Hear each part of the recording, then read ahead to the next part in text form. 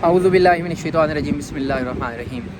आजकल social media पे एक बहुत ज़्यादा बहस चल रही है कि हज के दौरान इंतज़ामात जी इतने नाकिस थे कि बहुत सारे लोगों की अमवात हुई हैं। अब वो जो अमवात हैं उसका नंबर भी डिफरेंट कोट किया जा रहा है। कुछ चैनल्स कह रहे हैं कि जी 570 के करीब अमवात हुई हैं, कुछ कह रहे हैं जी 522 हुई हैं, कुछ कह रहे हैं कि जी 1000 हो गई हैं, कुछ कह रहे हैं कि जी नंबर छुपाया जा रहा है, बहुत ज़्यादा अमवात हुई हैं। तो क्या वाकई बद इंतज़ामी थी?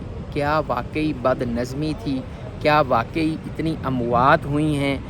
अगर हुई हैं तो उनकी रीज़न्स क्या हैं, उनके कॉजेज़ क्या हैं, वो डिस्कस करने के लिए हज के ख़त्म होने के एक दिन बाद जब यहाँ से सारा कुछ वाइंड अप हो रहा है, आज 15 ज़िलहज्जा को मैं आया हूँ वापस मिना, ताकि आपको मैं दिखा सकूँ, फ़िज़िकली एक्चुअली बता सकूँ कि हुआ क्या था।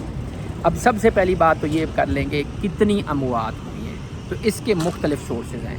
कुछ तो कंट्रीज़ हैं उनके सफारत खानों ने अपने अपने नंबर्स दे दिए हैं कि हमारे इतने शहरी जो हैं वो शहीद हुए हैं या उनकी डेथ्स हुई हैं। उसमें मसर की सबसे ज़्यादा हैं, इजिप्ट की, वो बॉर्डर भी उनका लगता है और उनके सबसे ज़्यादा लोग विज़िट वीज़ा पे आए हुए थे। वो लोग उन्होंने कोशिश की कि हम किसी तरीके से छुप छुपा के, बहुत सारे लोगों को उन्होंने निकाला भी सही, बहुत सारे लोगों ने छुप छुपा के विज़िट वीज़ा पे हज करने की कोशिश की। अब क्योंकि वो विज़िट वीज़ा पे आए हुए थे, उनके पास यहाँ पे आगे अंदर रहने का कोई बंदोबस्त था नहीं। जो मकतब वाले हैं उन्होंने उनको अंदर जाने नहीं दिया, वो छुप छुपा के कहीं ओपन एयर बैठे रहे। हीट स्ट्रोक हुआ, हीट स्ट्रेस हुई और उन लोगों की डेथ्स हुई। पहला कॉज तो ये था जो मसरियों की सबसे ज़्यादा आप अमवात सुन रहे हैं। दूसरा जो सबसे बड़ा नंबर कोट किया जा रहा है वो ये है कि टोटल कुल मिला के, कोई ईरान ने भी को अपने बताए हैं कि 12 से 14 लोग जो मेरे हैं उनकी भी डेथ्स हुई हैं। तो कुल मिला के एक फ़िगर जो शुरू में सामने आई वो थी कि 522 के करीब कुछ लोग हैं जिनकी डेथ्स हुई हैं। उसके बाद इंडियन एक्सप्रेस ने एक न्यूज़ ब्रेक की और उसने कहा कि सारे जो सफारत खानों ने अपनी फ़िगर्स दी हैं वो कुल मिला के 922 बनती है। तो इस वक्त जो लेटेस्ट ऑफिशियल क्लेम्ड फिगर चल रही है वो 922 की चल रही है बाय इंडियन एक्सप्रेस। अब आ जाए इस बात के ऊपर कि कॉज था क्या, एक्चुअली अमवात हुई क्यों है।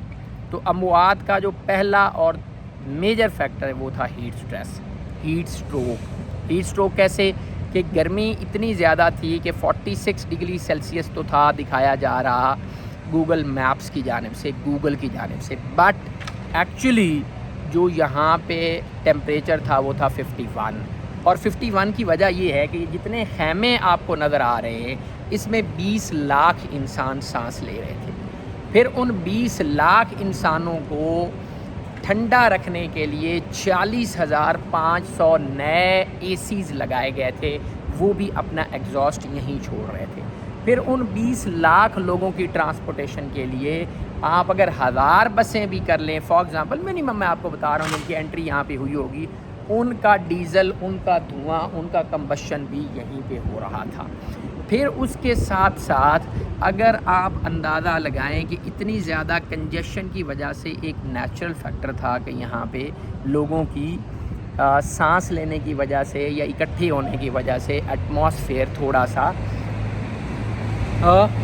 गर्म था। फिर इन लोगों को कूल रखने के लिए बहुत सारी जगहों पे मतलब जनरेटर्स भी चलाए गए थे, वो भी इधर ही चल रहे थे और उनका भी इधर ही धुआं और सारी हीट निकल रही थी। तो ये सारे फैक्टर्स मिला के 51 डिग्री सेल्सियस था।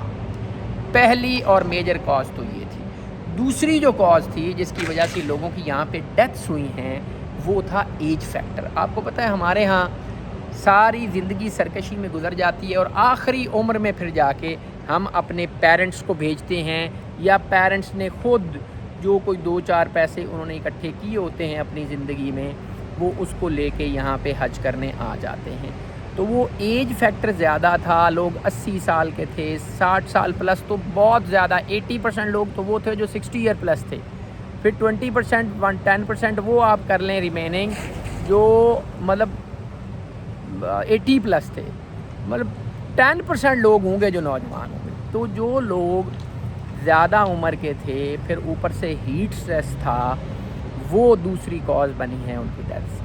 तीसरी कॉज ये थी कि लोगों की अवेयरनेस नहीं होती, लोगों के जिस्मों में पानी कम हो रहा होता है اور وہ پھر بھی ان کو پتہ نہیں چل رہا ہوتا، نمکیات نہیں لے رہے ہوتے. دیٹ از دا ریزن کہ لوگوں نے نمکیات نہیں لیے، جسم میں نمکیات کی کمی ہوئی ہے، وہ فینٹ ہوئے ہیں، گرے ہیں اور ان کی ساتھ ہی ڈیتھ ہو گئی ہے. چوتھا جو کاز تھا وہ یہ تھا کہ جو لوگ ایجڈ آئے ہوئے تھے ان کا کیونکہ زندگی کا پہلا اور آخری حج تھا تو وہ ایک لمحہ بھی ضائع کرنے کو تیار نہیں تھے.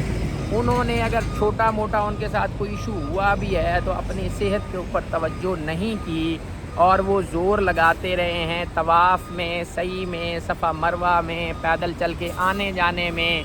اس لیے انہوں نے زیادہ ایکسرشن کرنے کی وجہ سے اپنے آپ کو مصیبت میں ڈالا ہے اور ریزلٹنٹلی ان کی باڈی نے رسپونڈ نہیں کیا اور ان کی ڈیتھس ہوئی ہیں. پانچواں جو کاز تھا جس کو بدنظمی کہا جا رہا ہے کہ جی یہاں پہ کوئی جگہ نہیں تھی بیٹھنے کی، لیٹنے کی، کوئی پرسان حال نہیں تھا، کسی نے پوچھا نہیں ہے. یہ والی جو بات ہے وہ میں اس کے ساتھ معذرت کے ساتھ متفق نہیں ہوں. اس کی وجہ یہ ہے کہ یہ جس جگہ یہ میں آپ کو دکھا رہا ہوں، یہ میرے رائٹ سائڈ کے اوپر جو خیمے ہیں یہ ہیں، اس کا نمبر ہے جی 39/50. میرا یہ مرکز تھا، میرا یہ مکتب تھا، مرکز تھا 250. اب جو 250 ہے یہ آپ کو ایگزیکٹلی میرے پیچھے ایک برج نظر آ رہا ہے. یہ برج ہے، اس کو بولتے ہیں کبری ملک عبداللہ. کبری ملک عبداللہ والا جو برج ہے یہ سینٹرل روڈ ہے جو مینا میں سے گزرتی ہے. ملک خالد گزرتی ہے جمرات کے پاس، ملک عبداللہ یہ سینٹر میں، اور ملک فیصل جو ہے وہ میرے پیچھے جا کے مزدلفہ کے پاس سے کراس کرتی ہے. تو یہ سینٹرل والی تھی. جتنے لوگ پیدل آ رہے تھے وہ سارے کے سارے ملک عبداللہ کے ساتھ، مطلب ان کو دکھایا گیا. بہت سارے لوگ ہیں جو رات میں نہیں نکلے کہ جی ہم نے سنت کا طریقہ پورا کرنا ہے اور ہم دن میں 8 ذی الحجہ کو جب محبوب کریم علیہ السلام یوم ترویہ کو تشریف لے کے گئے تھے ہم نے تب جانا ہے. تو وہ جب دن میں نکلے ہیں ان کو اپنے خیموں کی لوکیشنز معلوم نہیں تھی. تو جب ان کے پاس ان کے اپنے خیموں کی لوکیشنز موجود نہیں تھیں تو وہ جیسے ہی آئے ہیں ملک عبداللہ کے اوپر، پل سے جیسے ہی وہ نیچے اترے ہیں تو ان کو جو پہلا خیمہ ملا ہے وہ اس میں گر گئے. مثلاً یہ میرے اوپر آپ دیکھیں، یہ ہے طریق الجوہرہ، یہ اوپر لکھی ہے آپ کے سامنے طریق الجوہرہ. الجوہرہ روڈ نمبر ہے 56. اس کے اوپر یہ جو پیچھے میرے خیمہ ہے اس کا نام ہے 56 اور 39، مرکز 250.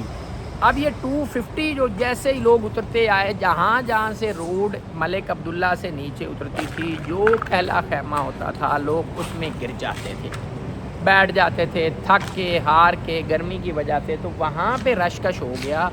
اگلے جو خیمے تھے وہ سارے کے سارے خالی ہی پڑے ہوئے تھے، مطلب خالی اس طرح سے کہ وہاں اسپیس موجود تھی.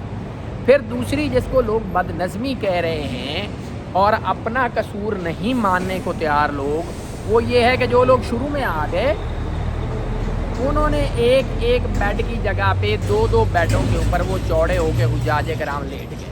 اب ہماری عادت تو ایک ہے نا کہ مطلب ہم نے دوسرے کی سہولت کو نہیں دیکھنا. تو یہی ہوا ہے کہ جو لوگ شروع میں آ گئے انہوں نے ایک بیڈ کے اوپر اپنا سامان رکھا اور دوسرے بیڈ کے اوپر وہ خود لیٹ گئے. تو جو بعد میں لوگ آئے ہیں ان کو ایک تو اپنا خیمہ نہ ملا، کیونکہ خیمے یہاں پہ اتنا لمبا چوڑا ایریا ہے جہاں خیمے لگے ہوئے ہیں اور اچھا خاصا جو جاننے والا بندہ اس کو خیمہ نہیں ملتا اگر آپ اپنے گروپ کے ساتھ نہ آئیں تو. دوسرا یہ ہوا کہ جب وہ آئے، آگے حاجیوں نے اپنی جگہ مل کے بیٹھے ہوئے تھے 2 بیڈ، تو وہ بیچارے پھر باہر رہے. جب باہر رہے تو گرمی تھی، ان کو پانی میسر نہیں آیا، انہوں نے اپنا خیال نہیں کیا، ہیٹ اسٹروک ہوا اور ان کی ڈیتھس ہو گئی. جو چھٹی ریزن جس کو آپ کہہ سکتے ہیں کہ ریزن تو خیر میں اس کو کسی بھی صورت میں کہنے کو تیار نہیں ہوں، وہ یہ تھی کہ لوگوں نے نا خود بھی تھوڑا سا مطلب سمجھ لیں کہ لاپرواہی کی ہے. لاپرواہی ان دا سینس کہ جب ایجڈ لوگ آ رہے ہیں 80 سال سے اوپر کے بندے کے لیے ساتھ اس کا اٹینڈنٹ ہونا ضروری تھا. اب میرے والد جو ہے وہ 80 سال پلس کے تھے تو میرا ساتھ آنا لازمی تھا. اب 80 سال والے بندے کا تو ایک تھریش ہولڈ رکھ دیا گیا. جو 80 سال سے 79 سال کا بندہ تھا, کیا اس کو اٹینڈنٹ کی ضرورت نہیں تھی؟ ہاں اس کو ضرورت تھی, لیکن ان کے گھر والوں نے ان کو جان بوجھ کے یا پیسے کم ہونے کی وجہ سے یا پہنچ نہ پانے کی وجہ سے ان کو بھیج دیا کہ آپ خود جا کے حج کر کے آئیں. تو جب وہ خود آئے, یہاں اکیلے تھے, اٹینڈنٹ نہیں تھا, تو وہ میجر کاز بنی کہ ان کے ساتھ اگر کوئی بخار ہوا ہے, کوئی ہیٹ اسٹروک ہوا ہے, تو ساتھ والے کسی بندے نے ان کو اٹینڈ نہیں کیا, خود انہوں نے کسی کو بتایا نہیں. اگر خود کسی کو بتایا بھی ہے تو کوئی ان کے ساتھ جا نہیں سکا, کیونکہ لوگوں کو تو ایک دفعہ خیمے سے باہر نکلتے تو راستہ بھول جاتا تھا.